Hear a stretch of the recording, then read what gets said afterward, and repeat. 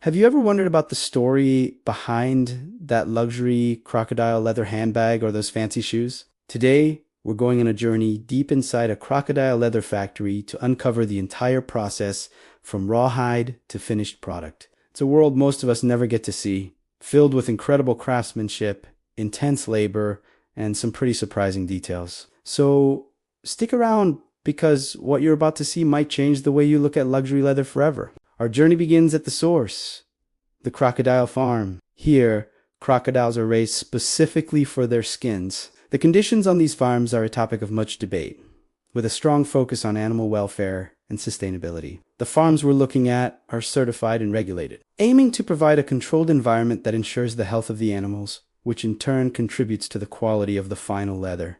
The type of crocodile, like the Nile crocodile or the saltwater crocodile, is crucial, as each has unique scale patterns that are highly sought after in the fashion world. The belly skin, with its smooth, uniform scales, is the most prized part. Once the crocodiles reach a certain size, typically around 1 to 2 years of age, the skins are harvested. This is a highly skilled and regulated process. After harvesting, the real race against time begins. The rawhides are extremely perishable. To prevent decay, they must be preserved almost immediately. The first step is to carefully salt them. Workers lay the hides flat, flesh side up, and cover them completely with a thick layer of salt. This process, known as curing, draws out the moisture and stops bacterial growth. The salted hides are then rolled up, packed, and shipped to the tannery. It's a messy, smelly, and physically demanding job, but it's absolutely vital for preserving the quality of the skin. When the cured hides arrive at the tannery, they're stiff and still have a lot of impurities. The first major stage here is called the beam hose operations. The hides are soaked in large vats of water to rehydrate them and wash away the salt and dirt. Then comes a process called liming, where the skins are soaked in a solution of lime and other chemicals. This helps to remove the epidermis, the outermost layer of skin, and any remaining flesh or fat. It also swells the fibers, preparing them for the tanning process. After liming, the skins are put through a fleshing machine, which uses a series of blades to scrape off any residual tissue from the flesh side. It's precise work. Scrape too deep, and you ruin the hide. Now we get to the heart of the operation, tanning. This is the chemical process that converts the perishable hide into durable, stable leather. For crocodile skin, a method called chrome tanning is most common. The hides are tumbled in huge drums filled with a solution of chromium salts. This is what gives the leather its characteristic pale blue color, and it's why you'll often hear the term wet blue at this stage. The chrome molecules bond with the collagen fibers in the skin, making it resistant to water, heat, and microbial attack. This process can take several hours, and the chemical formulas are often closely guarded secrets of the tannery, tweaked to achieve a specific feel and durability. After tanning, the wet blue skins are still not ready. They go through a series of steps collectively known as post-tanning or finishing. First, they are shaved to a uniform thickness. A high-precision machine shaves off layers from the flesh side, ensuring every part of the hide is exactly the right thickness for its intended product, whether it's a watch strap or a handbag. Next is retanning,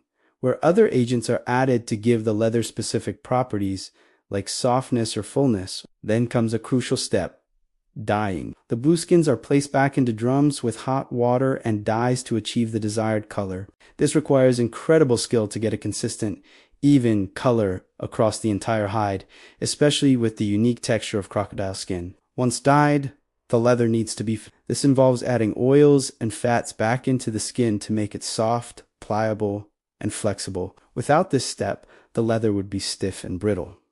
The hides are then dried. There are several methods, from being toggled or stretched on a frame to vacuum drying, which uses suction, and heat to dry the leather quickly and smoothly. Each method affects the final feel and grain of the leather. The drying process is carefully controlled to prevent the leather from becoming too hard or shrinking unevenly. Now we're getting to the really artistic part, the finishing. This is where the leather's surface is for a glossy finish.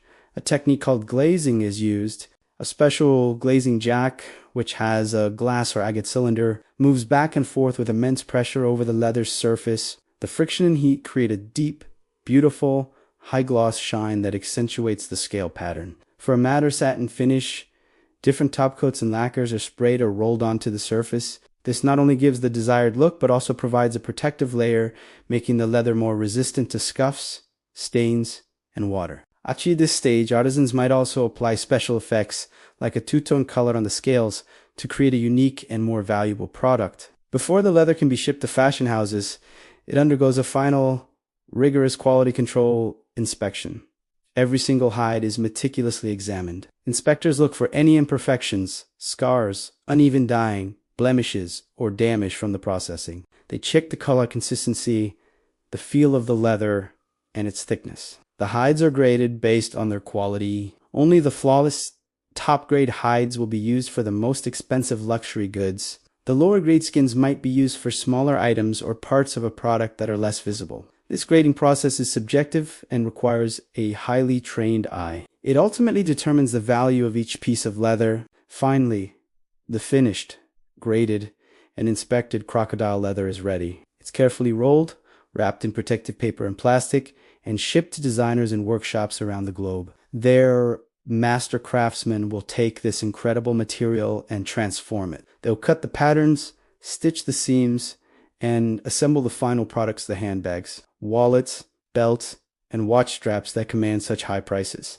The journey from a living creature to a luxury accessory is long, complex, and filled with a blend of raw labor and refined artistry. It's a process that has been perfected over generations, combining traditional techniques with modern technology. So the next time you see a crocodile leather product, you'll know it's not just a piece of leather. It's the culmination of a multi-stage global process involving farmers, tannery workers, chemists, and artisans. It's a story of transformation, skill, and a pursuit of perfection. What do you think about this process? Let me know your thoughts down in the comments. Thanks for joining me on this look inside the Crocodile Leather Factory. If you found this fascinating, make sure to hit that like button and subscribe for more deep dives into how things are made. See you in the next one.